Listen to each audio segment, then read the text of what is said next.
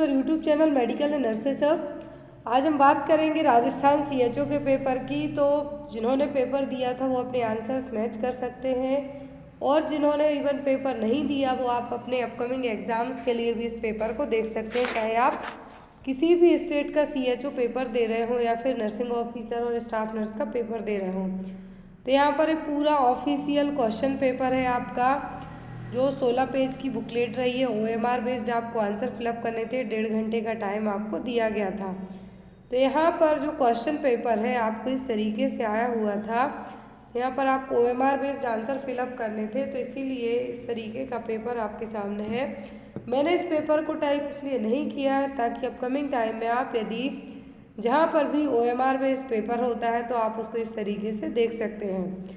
और पेपर का फॉर्मेट भी प्रॉपर था, और सबसे अच्छी चीज़ पेपर हिंदी इंग्लिश दोनों लैंग्वेज में है, तो आपको दोनों तरीके की चीज़ें स्क्रीन पे प्रॉपर विजिबल होंगी। कोई भी आपके डाउट हो क्वेश्चन को लेके तो आप कमेंट बॉक्स में कमेंट कर सकते हैं। फर्स्ट क्वेश्चन आया था आपके लिए, और जो भी लोग चैनल पर नए प्लीज़ चैनल को सब्सक्राइब करके बेल आइकॉन बटन को प्रेस करें, जिससे कभी भी आपकी कोई भी क्लासेस या फिर कोई भी पेपर्स मिस ना हो पाए, आप सभी को प्रॉपर तरीके से देख सकें। तो यहाँ पर पेपर टाइप ना करने का एक और रीज़न ये है कि पेपर आपको बाईलैंग्वेज था, 2 लैंग्वेज में था, हिंदी इंग्लिश में, तो आप दोनों तरीके के क्वेश्चंस देख सकते हैं। फर्स्ट क्वेश्चन आया था आपको, with reference to the national rural health mission which of the following is not the job of ASHA a trained community health worker. तो राष्ट्रीय ग्रामीण स्वास्थ्य मिशन के संदर्भ में निम्नलिखित में से कौन एक प्रशिक्षित सामुदायिक स्वास्थ्य कार्यकर्ता आशा का कार्य नहीं है। एक आशा वर्कर का कौन सा काम नहीं है? Accompanying women to the health facility for antenatal care checkup, using pregnancy test kit for early detection of pregnancy, conducting the delivery of a baby, या फिर providing information on nutrition and immunisation. मतलब यहाँ पर first में है कि antenatal care checkup में help करना, प्रेगनेंसी टेस्ट की यूज़ करना अर्ली प्रेगनेंसी चेक कंफर्म करने के लिए, या फिर डिलीवरी कंडक्ट करवाना, या फिर न्यूट्रिशन और इम्यूनाइजेशन के बारे में इंफॉर्मेशन बताना। तो जो एक आशा कार्यकर्ता है एंटीनेटल केयर चेकअप में हेल्थ फैसिलिटीज़ तक ले जाने में हेल्प करेगी, प्रेग्नेंट लेडी की प्रेगनेंसी टेस्ट किट यूज़ करके प्रेगनेंसी को डिटेक्ट करवा सकती है, इम्यूनाइजेशन के बारे में न्यूट्रिशन के बारे में इंफॉर्मेशन दे सकती है, लेकिन डिलीवरी को कंडक्ट करने का काम आशा वर्कर का नहीं होगा। नेक्स्ट वन है यहाँ पर, the average period of giving birth to a full term baby. Full term baby के लिए पूर्ण अवधि के बच्चे को जन्म देने की औसत अवधि कितनी होती है? 250 दिन, 200 दिन, 150 दिन, या फिर 280 दिन। तो सबको पता है कितनी होती है, 280 दिन, 280 days. Next one is the hardness of water is due to the presence of salts of. पानी की कठोरता लवण की उपस्थिति के कारण होती है। कौन से सॉल्ट्स हैं जिसके कारण पानी क्या होगा, हार्ड होगा? मैग्नीशियम, पोटेशियम, क्लोरीन, या फिर बोरॉन। तो ये होता है मैग्नीशियम के कारण। किसके कारण? मैग्नीशियम के कारण। नेक्स्ट वन इज द, एक क्वेश्चन मैंने आपको रिसेंट की जो स्टार्टिंग की सीरीज़ थी इसी महीने की फरवरी में, उसमें आपको पढ़ाया था कि जो इंडिया की फर्स्ट इंडिजीनियस वैक्सीन है तो वो कौन बना रही है, सॉरी कौन सी वैक्सीन है, ये भी मैंने आपको बताया था, और कौन सी कंपनी बना रही है वो भी बताया था। क्वेश्चन था, India's first indigenous developed vaccine for prevention from cervical cancer. Rewa के कैंसर से बचाव के लिए भारत का पहला स्वदेशी विकसित टीका कौन सा है? तो ये थी सर्वावैक वैक्सीन। कौन सी? सर्वावैक वैक्सीन, जो कि सीरम इंस्टीट्यूट ऑफ इंडिया में बनाई जाएगी। कहाँ पर? Serum institute of India. जो जिन्होंने जो वैक्सीन बनाई हुई है सर्वावैक वैक्सीन, हैदराबाद बेस्ड जो सीरम इंस्टीट्यूट है वहाँ पर इस वैक्सीन को बनाया जाएगा। नेक्स्ट वन है यहाँ पर, तो जो पहली इंडिया की भारत में बनी स्वदेशी विकसित टीका है सर्वाइकल कैंसर को प्रिवेंट करने के लिए, वो क्या है? सर्वावैक। Next one is the, in PCOD polycystic ovarian disease all are true except, सब कुछ सही है किसी एक को छोड़कर। Hirsutism, luteinising hormone down and FSH increased, oligomenorrhoea, increased LH and decreased FSH। तो क्या होगा, ह्यूरिट्रिज्म का मतलब होगा कि जो मेल होते हैं उनके जैसे दाढ़ी मूछें आ जाना। तो ये PCOD में नॉर्मली देखने को आपको मिलेगा, लेकिन जो चीज़ नहीं होगी वो होगी क्या, LH इंक्रीज्ड और FSH decreased. Next one is the Kegel exercise are useful to control. तो कीगल एक्सरसाइज किसको नियंत्रित करने के लिए उपयोग होती है, ओबेसिटी के लिए, blood sugar level, heart rate या फिर यूरिनरी इनकंटिनेंस। तो जो पेल्विक फ्लोर मसल्स होती हैं उनको मजबूत बनाने के लिए, जब पेल्विक फ्लोर मसल्स सही रहेगी तो यहाँ पर कहा है कि किसको कंट्रोल करेंगी ये, तो ये करेगी आपकी हेल्प यूरिनरी इनकंटिनेंस को कंट्रोल करने के लिए। Next one is the severe type of hypersensitivity can cause. तो सीवियर टाइप की हाइपर सेंसिटिविटी से क्या होगा, septic shock, obstructive shock, anaphylactic shock या फिर न्यूरोजेनिक शॉक। तो जो शॉक डेवलप होगा वो होगा एनाफ्लेक्टिक शॉक। नेक्स्ट वन है most common congenital heart anomaly is. तो सबसे कॉमन कंजेनाइटल हार्ट एनोमली कौन सी है, ऑप्शन में यहाँ पर patent ductus आर्टरियोसिस, ventricular septal defect या फिर आर्ट्रियल सेप्टल डिफेक्ट या फिर ट्राइकस्पिड एट्रेसिया। तो सबसे कॉमन है जो कंजेनाइटल हार्ट डिफेक्ट होते हैं अकॉर्डिंग टू डेटा के और CDC के, सबसे कॉमन क्या होते हैं, वेंट्रिकुलर सेप्टल डिफेक्ट। कौन से, VSD। Next one is the hypoglycaemia is dangerous it as it may cause. तो हाइपोग्लाइसीमिया डेंजरस होगा, क्या कॉज कर सकता है, डेंगू, एनीमिया, जॉइंटिस या फिर ब्रेन डैमेज। तो हाइपोग्लाइसीमिया के कारण ब्रेन डैमेज हो सकता है। Next is progressive construction of coronary arteries leading to cardiac pain across the chest is called. Coronary धमनियों का जो कॉन्स्ट्रिक्शन है, कंटिन्यूसली कॉन्स्ट्रिक्शन है, जिसके कारण छाती के आर पार हृदय में दर्द होता है, पेन अक्रॉस द चेस्ट, इसको क्या कहेंगे, कोरोनरी एथेरोस्क्लेरोसिस, मायोकार्डियल इंफ्राक्शन या फिर एंजाइना पेक्टोरिस या फिर नेक्रोसिस। तो ये सिचुएशन क्या कहलाएगी, myocardial infarction. Fat soluble vitamin known as anti sterility vitamin. तो एक फैट सॉल्युबल विटामिन होता है जिसको एंटी स्टेरिलिटी विटामिन के नाम से भी जाना जाता है। चारों फैट सॉल्युबल विटामिन के नाम दिए हुए हैं A, D, E, K। अब यहाँ पर जो एंटी स्टेरिलिटी विटामिन है वो कौन सा है, A, K, E या फिर D।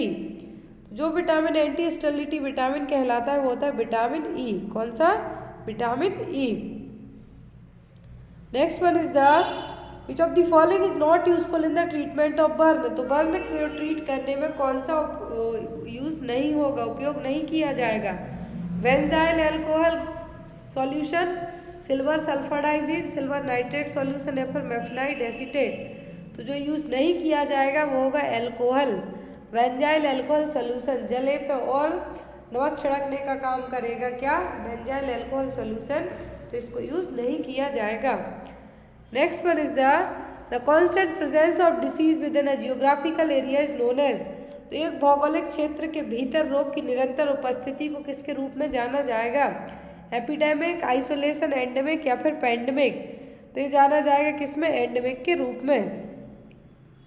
नेक्स्ट आया था आपको RBSK। RBSK includes 4Ds except, option में है यहाँ पर deficiency condition, disease in childhood, defects after birth या फिर डेवलपमेंटल डिले। तो जो 4D है यहाँ पर कौन से हैं, 4D होते हैं इसके अकॉर्डिंग। तो 4D कौन से, defect at birth, deficiency, childhood disease और डेवलपमेंटल डिले एंड डिसेबिलिटीज। लेकिन डिफेक्ट्स आफ्टर बर्थ इसमें इंक्लूड नहीं होगा। Next one collection of pus in pleural space is termed as. तो प्लूरल स्पेस में यदि मवाद का जमाव होता है तो ये क्या कहलाएगा, एम्पाइमा, एम्फाइसेमा, प्लूरल इफ्यूजन या फिर प्लूराइसी। तो ये कहलाएगा क्या, empyema. Next one anuria is defined as urine output less than how many ml per 24 our. तो एन्यूरिया का मतलब होता है जब 100 ml पर 24 आवर में यदि यूरिन क्या करें आप, पास करें तो क्या कहलाएगा, anuria. Next one is the Water hammer pulse is also described as bounding forceful pulse. It is most commonly seen in water hammer pulse को उत्प्लावी सशक्त नाड़ी या फिर बाउंडिंग फोर्सफुल पल्स के रूप में वर्णित किया जाता है। यह आमतौर पर किसमें देखी जाती है? वेंट्रिकुलर फिब्रिलेशन में, मिट्रियल वॉल्व स्टेनोसिस में, एओर्टिक रिगर्जिटेशन में कि साइनस टैकीकार्डिया में। किसमें देखी जाएगी? तो ये देखी जाती है एओर्टिक रिगर्जिटेशन में। Next one is which of the following drug is found to be effective in worm infestation such as Ascariasis? तो यहाँ पर आपको सबसे पहले देखना है वर्म, और यहाँ पर हिंदी में लिखा है कि कृमि संक्रमण में कौन सी दवा उपयोग में की जाएगी? फ्लूकेनाजोल, एलोप्यूरिनॉल, एल्बेंडाजोल या फिर रेप्रोक्सोल। तो जो मेडिसिन यूज़ की जाती है, ड्रग ऑफ चॉइस होती है, वो हमेशा एल्बेंडाजोल रहेगी वर्म इन्फेस्टेशन को ट्रीट करने के लिए। Next one is the iron and folic acid supplementation scheme includes weekly administration of elemental iron 500 mg and folic acid 100 mg, elemental iron 500 mg and folic acid 500 mg, elemental iron 100 mg and folic acid 500 mg, या फिर elemental iron 250 mg and folic acid 250 mg। तो यहाँ पर कितना iron folic acid दिया जाता है? तो elemental iron 100 mg and folic acid 500 mg। Next one is the denominator in the maternal mortality ratio is. तो मातृ मृत्यु अनुपात में क्या विभाजक है? Total population in that year and area, total number of female in that year and area, number of female in the reproductive age group in that area, या फिर number of live birth in the same year and year. तो यहाँ पर यह है एक ही क्षेत्र और वर्ष में जीवित जन्मों की संख्या।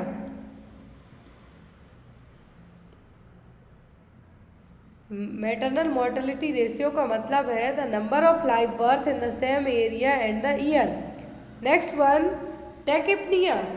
क्या है? Tachypnoea in newborn is defined as a respiratory rate greater than. तो टैकिपनिया यदि न्यूबॉर्न बेबी में है, रेस्पिरेटरी रेट कितनी होगी? 80 ब्रीथ पर मिनट, 60 पर मिनट, 30 पर मिनट या फिर 40 पर मिनट। तो ये होगी कितना? 60 ब्रीथ पर मिनट। यदि न्यूबॉर्न में पूछा है यहाँ पर कि टैकिपनिया में जो रेस्पिरेटरी रेट है कितनी होगी, कितने से ज़्यादा होगी, ग्रेटर देन, तो ये होगी कितने से ज़्यादा? ये होगी 60 से ज़्यादा।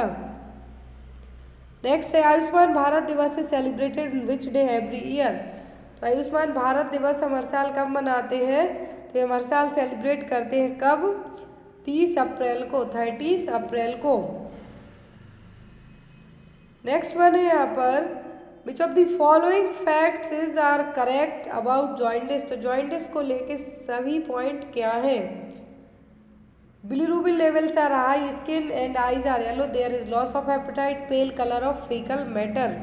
तो यहाँ पर क्या है जो सही आंसर होगा? तो यहाँ पर आपका आंसर होगा डी, मतलब फर्स्ट, सेकंड, थर्ड, फोर्थ, चारों पॉइंट सही है। Next one is the haemopoiesis means. तो हीमोपोइसिस का क्या मतलब है? Break down of RBC, synthesis of RBC, synthesis of protein या फिर सिंथेसिस ऑफ डीएनए। तो हीमोपोइसिस का मतलब होता है सिंथेसिस ऑफ आरबीसी, आरबीसी का संश्लेषण या फिर बनना।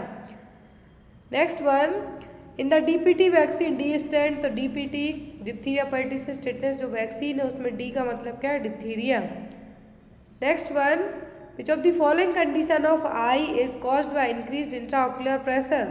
कौन सी कंडीशन है जिसमें इंट्राऑक्यूलर प्रेशर बढ़ेगा? कैटरेक्ट में, ग्लूकोमा में, मायोपिया की ट्रोकोमा में। तो सबको पता है होता है ग्लूकोमा में, जिसके कारण आईओपी बढ़ेगा। आईओपी बढ़ेगा तो जो ऑप्टिक नर्व है वो डैमेज होने के चांसेस ज़्यादा रहेंगे और अंधे होने के कारण बनेगा। Next one is the uh communication barrier that involve linguistic problems of sender and receiver is known as. तो एक कम्युनिकेशन बैरियर है जिसमें भाषाओं के कारण, आपकी लैंग्वेज के कारण क्या होगी? प्रॉब्लम होगी। मान लीजिए आप जो तेलुगु बोलते हैं और हिंदी बोलने वाले से बात करते हैं, तो आप जो मैसेज उसको दे रहे हैं या रिसीव करते हैं उसमें प्रॉब्लम होगी, तो वो कौन सा बैरियर कहलाएगा? इन्वायरमेंटल, पर्सनल, साइकोलॉजिकल या फिर सेमेंटिक? ये कहलाएगा आपका सेमेंटिक बैरियर। कौन सा? Semantic barrier. Next one While providing CPR, the compression depth for adult is at least. जब आप CPR देते हैं तो कितना डेप्थ होना चाहिए? तो होना चाहिए कितना? 2 इंच। कितना? 2 inch. Next one is the insulin is produced by which type of cells in the pancreas. तो पैंक्रियाज में इंसुलिन को कौन सी सेल्स प्रोड्यूस करती हैं? Squamous cell, germ cell, epithelial cells या फिर आइसोलेट सेल। तो पैंक्रियाज में जो आइसोलेट सेल्स हैं क्या करती हैं? इंसुलिन को प्रोडक्शन करने का काम करती हैं। Isolates of Langerhans. Next one is the what is the use of Snellen chart. तो स्नेलन चार्ट का क्या यूज है? To diagnose jointis, to diagnose cataract, to diagnose assess visual activity या फिर to assess the colour blindness. तो यहाँ पर इस्तेहारा chart use किया जाता है कलर ब्लाइंडनेस के लिए। आपने कलरफुल चार्ट देखा होगा सर्कल शेप में, उसमें कुछ डॉट डॉट करके कुछ लिखा होता है, वो होता है इस्तेहारा चार्ट, जो कि कलर ब्लाइंडनेस के लिए यूज़ होता है। विजुअल एक्टिविटी चेक करने के लिए स्नेलन चार्ट को यूज़ किया जाता है, जिस चार्ट पे ABCD 1 2 3 लिखी होती है, आपको 20 मीटर दूर खड़ा करके उसको रीड करवाया जाता है। Next one, brachytherapy means. तो ब्रैकीथेरेपी का मतलब क्या है? Chemotherapy with radiation, internal radiation therapy, external radiation therapy या फिर radiation therapy with surgery. Brachytherapy का मतलब इंटरनल रेडिएशन थेरेपी। क्या है? Internal radiation therapy. Next one, who is the current minister of health and family welfare. तो health and family welfare के present में जो मिनिस्टर है, यूनियन हेल्थ मिनिस्टर, वो है Mansukh Mandaviya. Mansukh L Mandaviya. Next one is the additional protein requirement in second trimester of pregnancy as per ICMR 2020। तो 2020 के अनुसार, तो यहाँ पर ICMR के अकॉर्डिंग जो सेकेंड ट्राइमेस्टर में कितने प्रोटीन की ज़रूरत पड़ेगी? 9.5 ग्राम पर डे, 10.5 ग्राम पर डे, 11.5 ग्राम पर डे या फिर 11 ग्राम पर डे। कितने प्रोटीन की ज़रूरत होगी? 9.5 gram per day. Next one is the skin to skin contact skin to skin positioning of preterm infant on the mother's chest for care is component of. माँ की छाती पर अपरिपक्व मतलब प्रीटर्म इन्फेंट को देखभाल के लिए स्किन टू स्किन कॉन्टैक्ट के लिए रखा जाता है। तो ये किसके लिए है? Child welfare and health care, prenatal care, ICDS scheme या फिर कंगारू मदर केयर। तो ये kangaroo mother care KMC, skin to skin contact. Next one, the ratio between the total population and the surface area is known as. तो जो total population है वहाँ की जो धरती है उसका रेशियो क्या कहलाएगी? Young age dependency ratio, societal dependency ratio या फिर पॉपुलेशन डेंसिटी या फिर अर्बनाइजेशन। जैसे हमने जनसंख्या के हिसाब से जिस भी स्टेट को पढ़ते हैं या फिर वहाँ की धरती के हिसाब से, तो क्या कहलाएगी? Population density. क्या कहलाएगा? ये कहलाएगा population density. Next one is the level of care in which care is generally provided in district hospital and community centre at block level is known as. तो ब्लॉक लेवल पर जो care दी जाती है district hospital या फिर community centre में, कौन सी केयर है? प्राइमरी, टर्सरी, सेकेंडरी या फिर प्रीमोर्डियल। तो ये आपकी कहलाएगी सेकेंडरी लेवल ऑफ केयर। कौन सी? सेकेंडरी लेवल ऑफ केयर, जो ब्लॉक लेवल पर दी जा रही है, जो कि ब्लॉक लेवल पर डिस्ट्रिक्ट हॉस्पिटल और कम्युनिटी हेल्थ सेंटर में दी जा रही है, वो क्या है? सेकेंडरी। यदि कुछ स्पेशलिटी हॉस्पिटल में दी जाएगी तो आती टर्सरी में, प्राइमरी की सब सेंटर और PSC की केयर कहलाएगी। Next one is the eye strategy developed by WHO, UNICEF and Gavi is for the elimination of which of the following epidemics.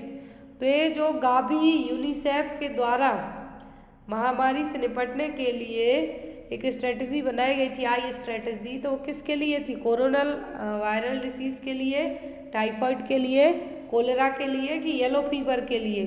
तो ये स्ट्रेटजी लाई गई थी येलो फीवर के लिए।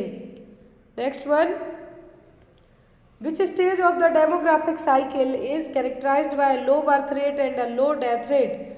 तो जो डेमोग्राफिक साइकिल की हमने स्टेज पढ़ी थी, तो उसके अकॉर्डिंग है जो लो बर्थ रेट और लो डेथ रेट किस में आएगा? High stationary, early expanding, late expanding या फिर लो स्टेशनरी में। तो आएगा आपका लो स्टेशनरी में, जहाँ पर लो बर्थ रेट है और लो डेथ रेट है।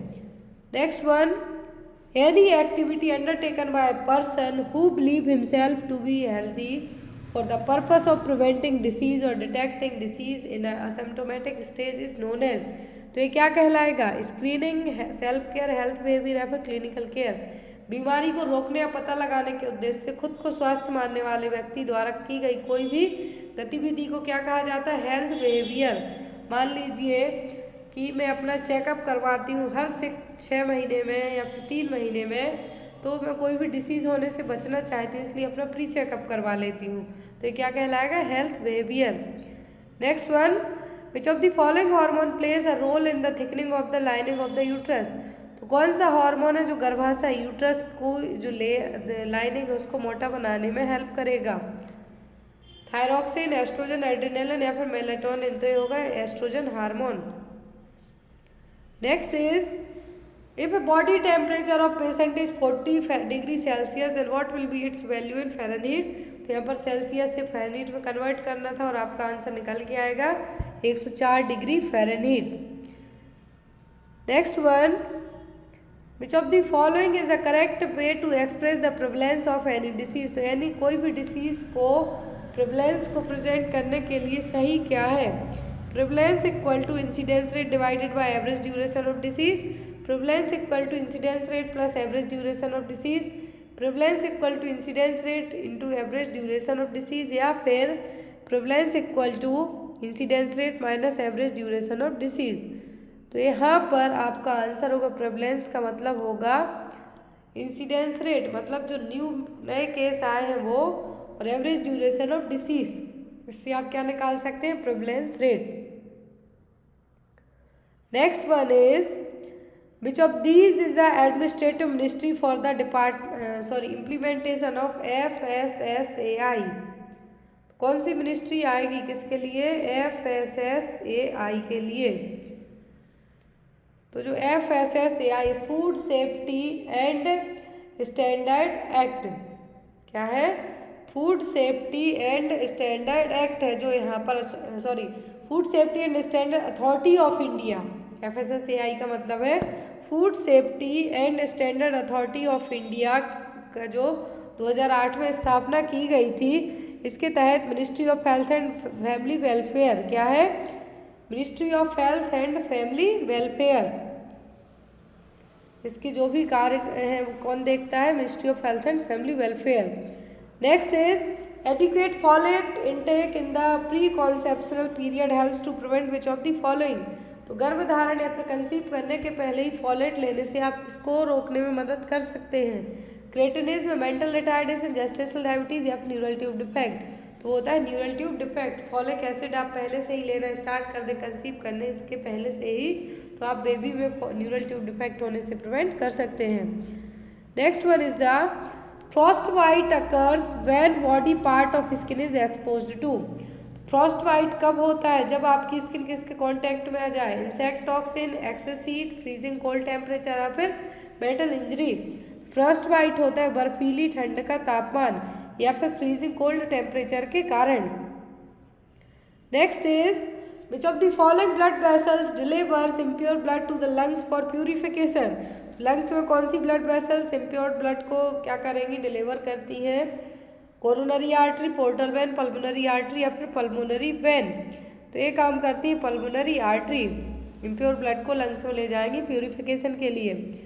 Next is, which of the following is the light sensitive portion of the human I. Human आई का लाइट पोर्शन, लाइट के लिए sensitive area rod cone cells आपने पढ़ी है वही है, वो होता है रेटिना। क्या होगा? Retina. Next is, identify the hepatitis which has more risk of transmission through contaminated food and water. उस हेपेटाइटिस को पहचान करें जो कि दूषित भोजन या फिर पानी के कारण होगा।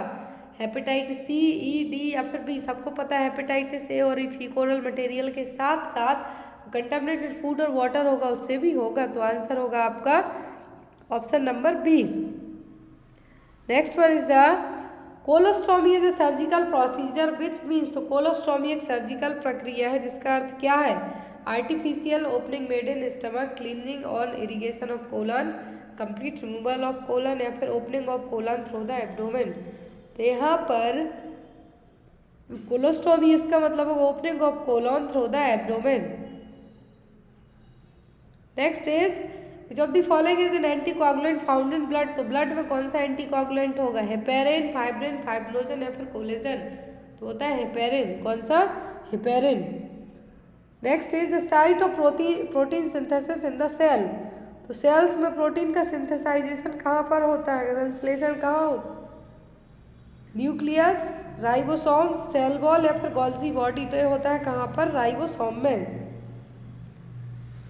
Next one is the in which of the following year Janani Shishu Suraksha Karyakram was launch. तो मैटरनल और न्यूनेटल मोर्टेलिटी रेट को कम करने के लिए प्रोग्राम लाया गया था। कब ये आया था, 2011 में, जननी शिशु सुरक्षा कार्यक्रम।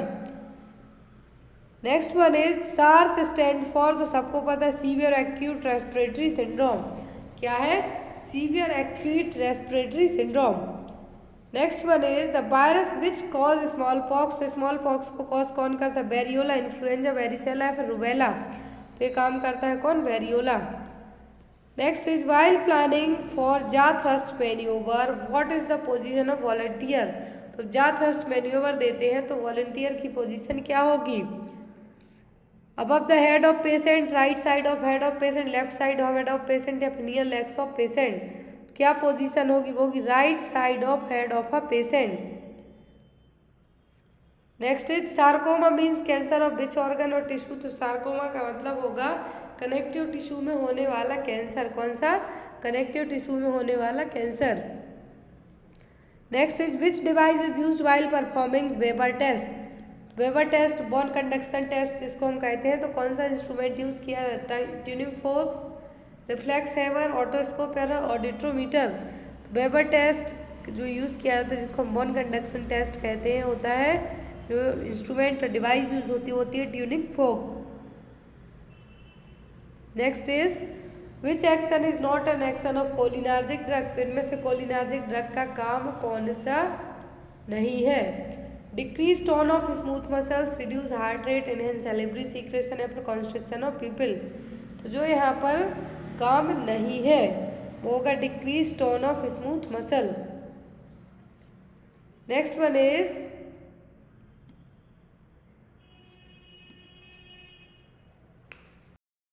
Prevalence rate includes. तो प्रिवलेंस रेट में क्या शामिल है, recovered case of disease, new case of disease, new and old case of disease या फिर पॉपुलेशन एट रिस्क। सबको पता है प्रिवलेंस में नए और पुराने दोनों तरीके के केसेस इंक्लूड हो जाते हैं। Next is a person with BMI value 28 will be categorised as. तो बॉडी मास इंडेक्स हमने कई बार पढ़ा है, यदि 28 है तो क्या है, नॉर्मल है, ओवरवेट है, अंडरवेट है कि ओबीज है।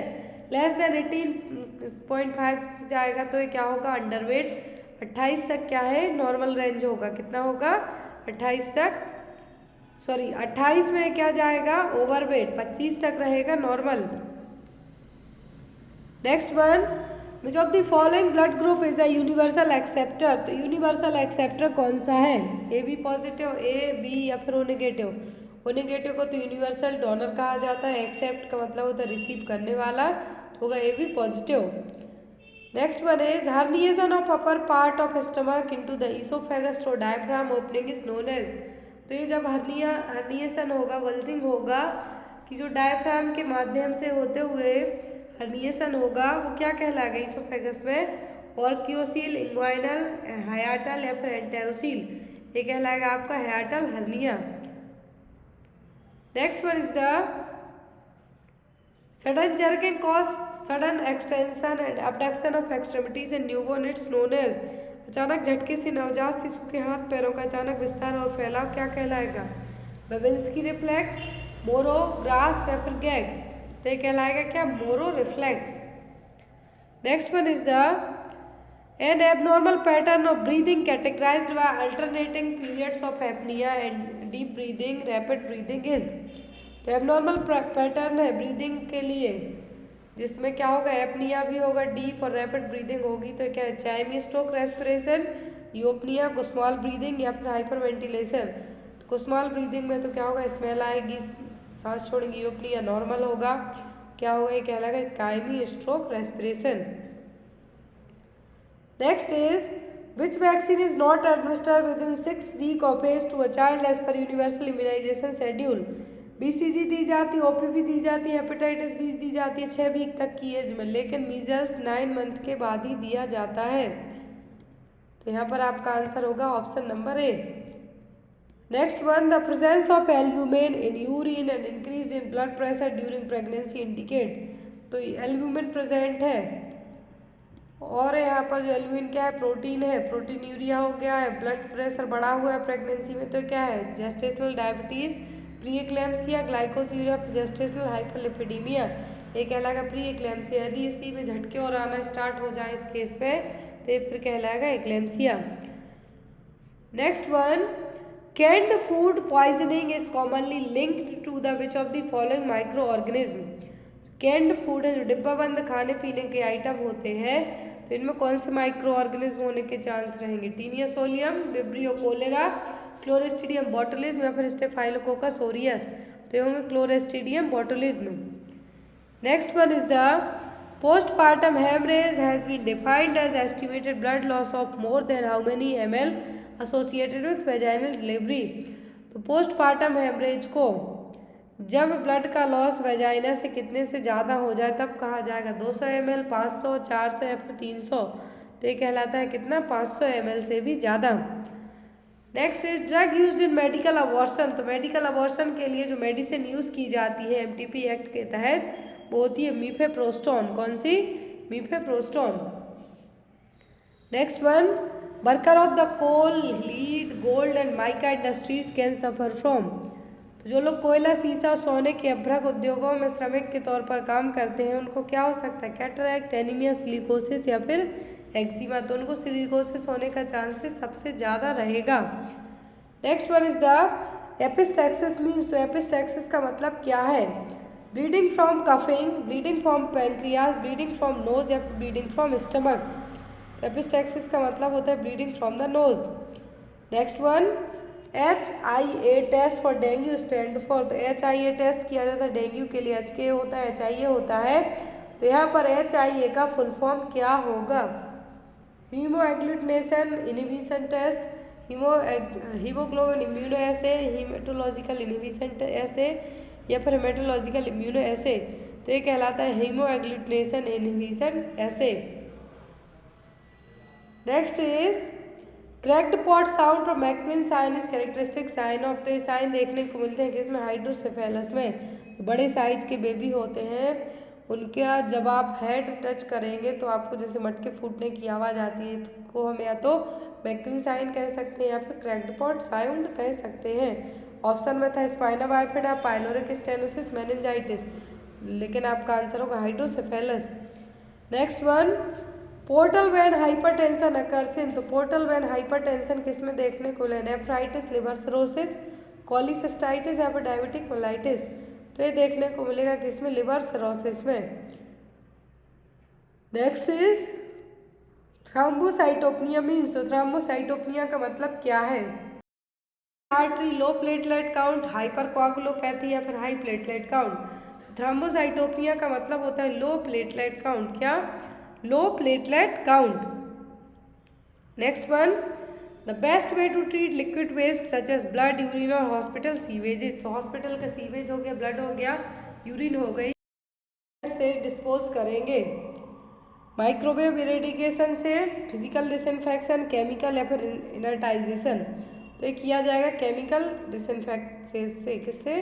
केमिकल डिसइंफेक्शन से। Next one is atorvastatin is used to treat.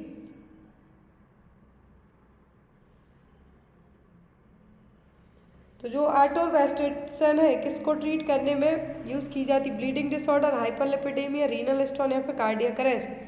तो ये जब भी एबनॉर्मल का लिपिड लेवल होता है हमारी बॉडी में, हाई लिपिड लेवल होता है, तब आटोरवास्टेटिन मेडिसिन को यूज़ किया जाता है। तो आंसर होगा आपका hyperlipidemia. Next one is which of the following is not an example of non steroidal anti inflammatory drug. Ibuprofen है, एट्रोकैप्सिब है, लेकिन यहाँ पर फेंटेनाइल नहीं है। Next one is the specific test to diagnose gastric ulcer, तो गैस्ट्रिक अल्सर को डायग्नोस करने के लिए स्पेसिफिक टेस्ट क्या होगा? Endoscopy, barium swallow test, abdominal x ray, abdominal ultrasonography. तो ये जो टेस्ट किया जाता है होता है एंडोस्कोपी। कौन सा? Endoscopy. Next one, the first day of the fertile period in the rhythm method of contraception is calculated by. तो फर्टाइल पीरियड में रिदम मेथड के थ्रू कॉन्ट्रासेप्शन को कैसे कैलकुलेट किया है? Shortest cycle 10 days, longest cycle 18 days, longest cycle 10 days या फिर shortest cycle 18 days. क्या कैलकुलेट करके यहाँ पर रिदम मेथड के थ्रू आप कॉन्ट्रासेप्शन को अपना सकते हैं? तो लॉन्गेस्ट साइकिल 18 डेज। कितना? Longest cycle 18 days.